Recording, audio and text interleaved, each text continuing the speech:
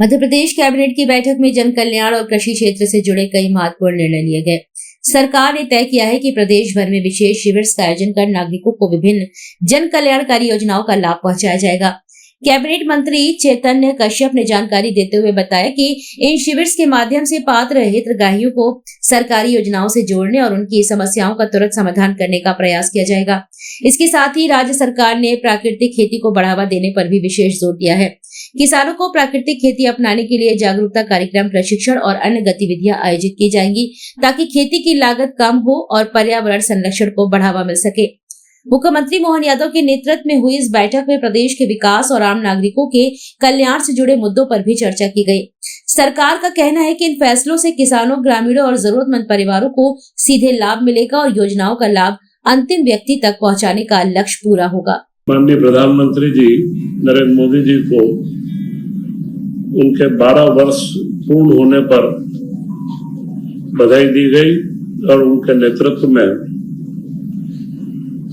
भारत ने जो गौरव हासिल करा है, पूरी दुनिया के अंदर जो सम्मान हासिल करा है और विकास की गति जिस तेजी से बढ़ी है और उसी के साथ गरीबी में कमी आई है।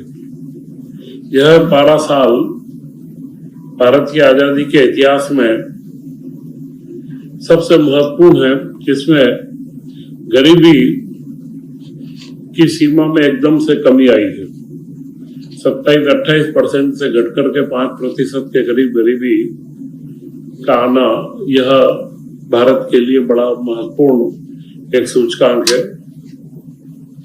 इस संदर्भ में मध्य प्रदेश सरकार के द्वारा भी विभिन्न आयोजनों का पर्यावरण संरक्षण, स्वच्छता अभियान व जन कल्याणकारी कामों को आम लोगों तक शासन उनके दरवाजे पर जाए, ऐसे शिविर आयोजित करके और इस 12 वर्ष के उपलक्ष्य में हम लोग आगे बढ़ रहे हैं।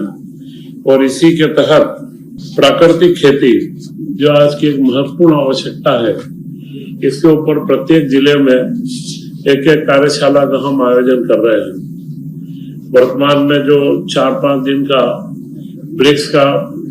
ब्रिक्स देशों का कृषि सम्मेलन भी इंदौर में हो रहा है और उसी में जो प्राकृतिक खेती के लाभ हो उसके बारे में किसानों में अवेयरनेस का कार्यक्रम पूरा रखा गया है।